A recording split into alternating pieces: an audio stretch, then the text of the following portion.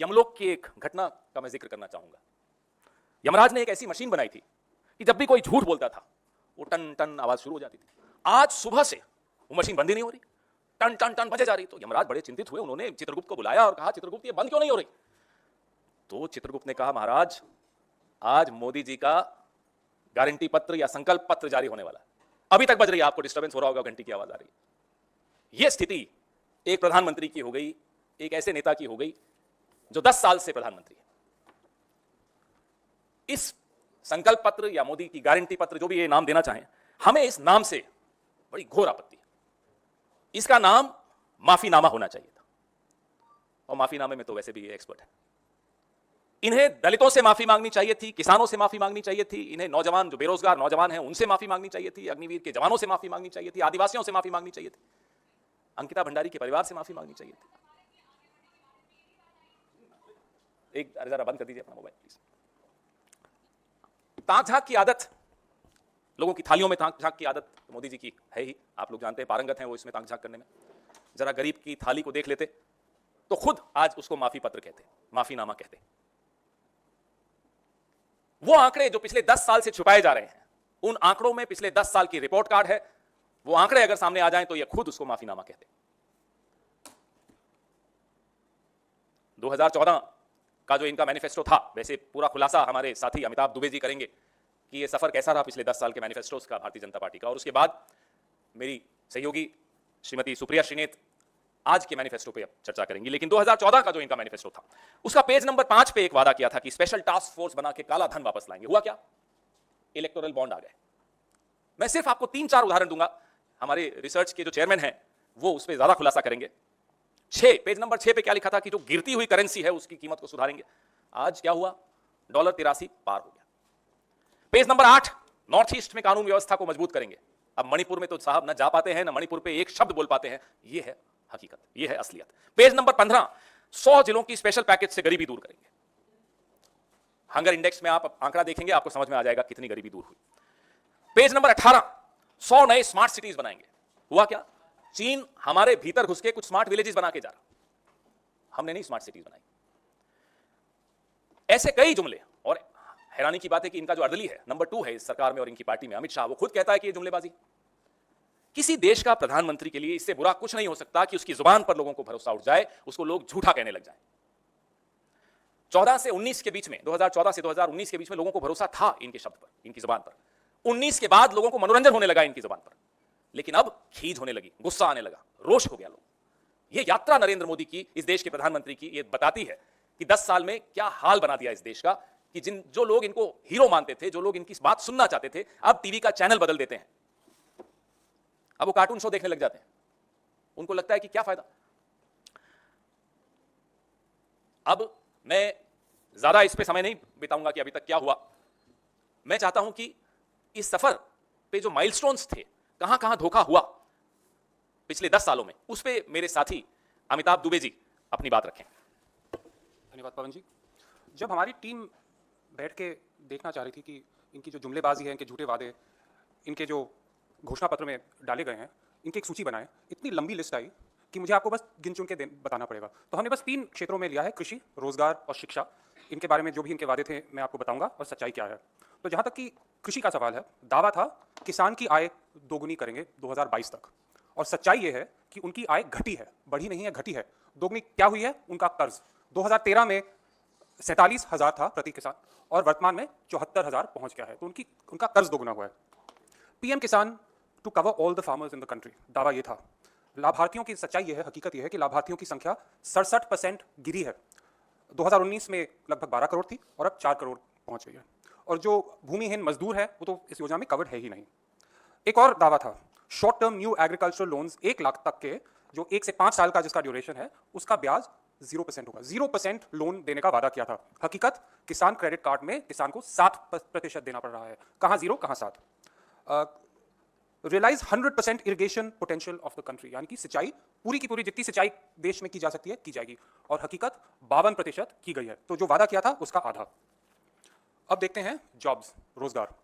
सबसे अहम उनका दावा था, increase the share of the manufacturing sector in GDP to 25% and create 100 million manufacturing job, यानी कि 10 करोड़ जॉब्स मैन्युफैक्चरिंग में। और 10 करोड़ के बजाय 2.5 करोड़ घाटा हुआ था 2016 और 21 के बीच में। और जो जीडीपी का शेयर है वो भी कम हुआ है, कहाँ 25% उनका वादा था और 13-14% पे लटका हुआ है अभी। स्किल्स इंडिया मिशन 40 करोड़ देशवासियों को मार्केट ओरिएंटेड स्किल्स ट्रेनिंग दी जाएगी, ये 2019 का मैनिफेस्टो है। और सच्चाई यह है कि 1.4 करोड़, 40 की बजाय 1.4 करोड़ को ये मिला है और सिर्फ 17% विद्यार्थियों यानी 25 लाख विद्यार्थियों को पोस्ट जॉब ट्रेनिंग मिली है। अब देखें शिक्षा। दावा था improve the quality of education. सच्चाई हकीकत कि मिनिस्ट्री ऑफ एजुकेशन के परफॉर्मेंस ग्रेडिंग इंडेक्स के अनुसार हर राज्य में स्टूडेंट्स 50% बिलो लर्निंग क्वालिटी में स्कोर कर रहे हैं, इनका अपना इंडेक्स है। Provide smart classes to children at secondary level in government school, यानी कि हर क्लास में स्मार्ट क्लासरूम्स, हर स्कूल में, गवर्नमेंट स्कूल में स्मार्ट क्लासरूम्स होंगी। 10 लाख गवर्नमेंट स्कूल्स में से सिर्फ 37,000 स्कूलों के पास कंप्यूटर्स हैं। केंद्रीय विद्यालय और नवोदय विद्यालय। दावा हम 200 केंद्रीय विद्यालय और नवोदय विद्यालय 2024 तक खोलेंगे। हकीकत 56 केंद्रीय विद्यालय खोले गए हैं इस पिछले 5 सालों में और इसके मुकाबले यूपीए के शासनकाल में 2002 केंद्रीय विद्यालय खोले गए थे। अब डॉक्टर्स, ये बहुत महत्वपूर्ण विषय है। दावा था double the number of MBBS and specialist doctors in the country bye 24। हकीकत डॉक्टर्स जो स्टेट मेडिकल काउंसिल के साथ रजिस्टर्ड हैं उनकी संख्या 12,34,000 से 13,08,000 बढ़ी है, तो डबल के बजाय थोड़ा सा ही बढ़ा है। और जो शॉर्टेज है डॉक्टर्स की, कम से कम 6 लाख डॉक्टर्स की शॉर्टेज है। तो ये पिछले 5, मैं बस 2019 की घोषणा पत्र की बात कर रहा हूँ, 2014 का तो एक और भी लंबा लिस्ट है।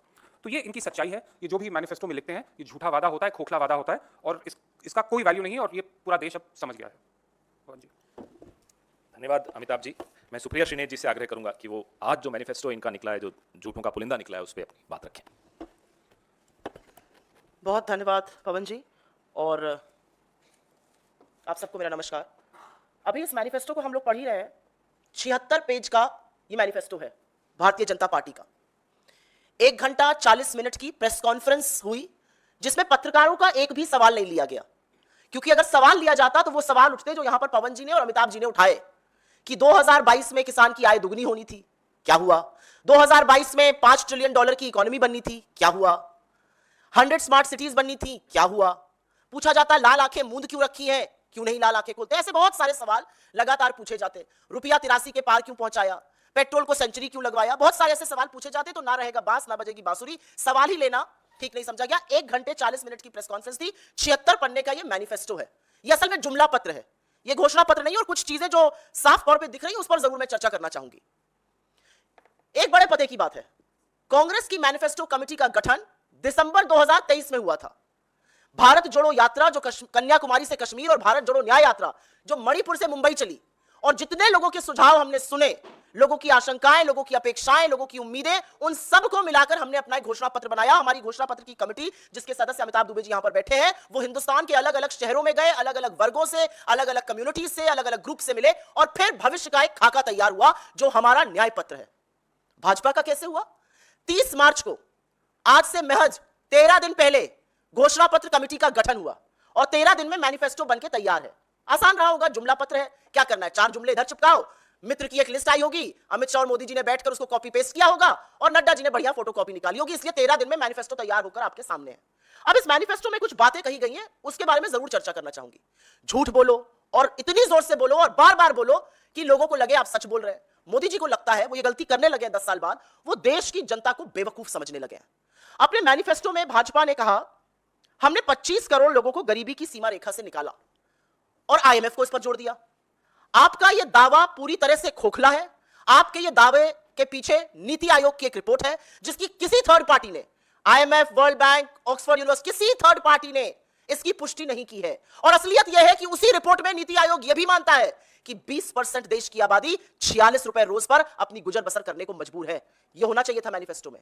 तो सबसे बड़ा जुमला इनका यह है कि इन्होंने गरीबी खत्म की है। असलियत यह है कि इस देश में हर घंटे 2 किसान और 2 युवा आत्महत्या कर रहे हैं। किसान कर्जे के बोझ के चलते, गरीबी के, गुर्बत के चलते, युवा बेतहाश होके आत्महत्या कर रहे हैं। इसके बारे में कोई जिक्र नहीं है। इन्होंने अपने मैनिफेस्टो में बातें तो बहुत बड़ी बड़ी करते हैं, फेंकने में तो मोदी जी, नीरज चोपड़ा के भी आगे हैं।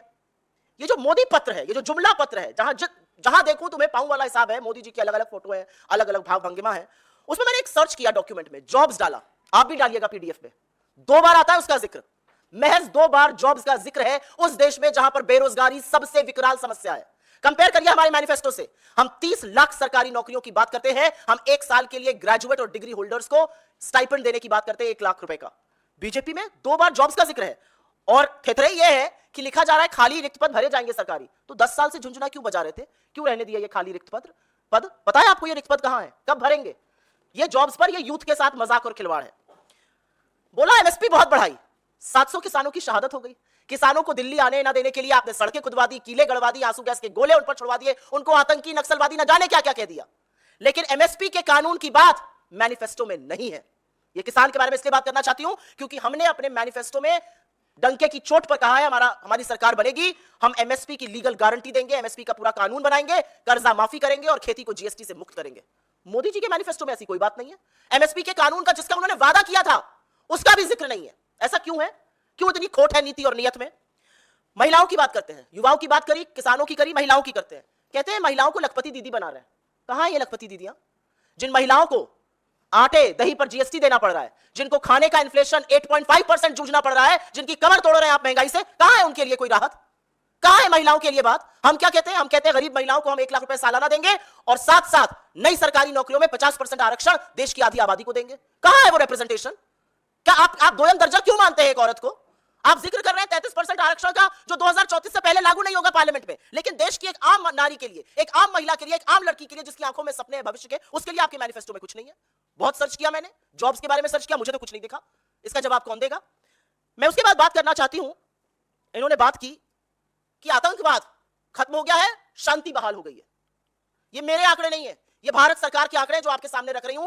2014 से 24 के बीच में जम्मू कश्मीर मात्र में 3950 लोगों की आतंकी मुठभेड़ों में हत्या हुई है, जिसमें सिक्योरिटी फोर्सेस भी हैं और सिविलियंस भी हैं। ये 3950 लोग आपको भारत के नागरिक नहीं दिखते हैं? ये आतंकी हमलों का कोई मतलब ही नहीं है। आज की तारीख में जम्मू कश्मीर में आतंकी हमले में, आतंकी मुठभेड़ में अगर सिक्योरिटी फोर्सेस, सिक्योरिटी और सैन्य बल के लोग शहीद हो जाते हैं तो मोदी जी उनके लिए ना एक शब्द श्रद्धांजलि का बोलते हैं, ना उनके परिवार को एक शब्द संवेदना का देते हैं। तो आपको क्या लगता है, आंख मूंद ली तो ये जगत बना ही नहीं? 3950 किलिंग्स और सैन्य बलों की शहादत जम्मू कश्मीर में पिछले 10 सालों में, आपके चेहरे पर एक बहुत काला धब्बा है। आंख मूंदने से काम नहीं चलेगा।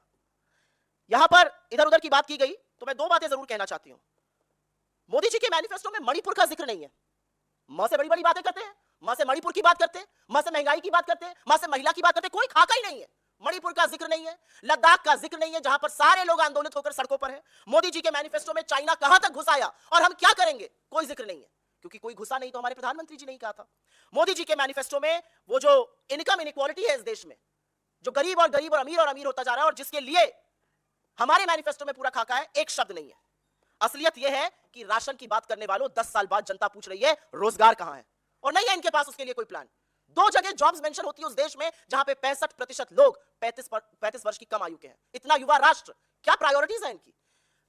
मुझे लगता है मैं अपनी बात यहां समाप्त करूंगी।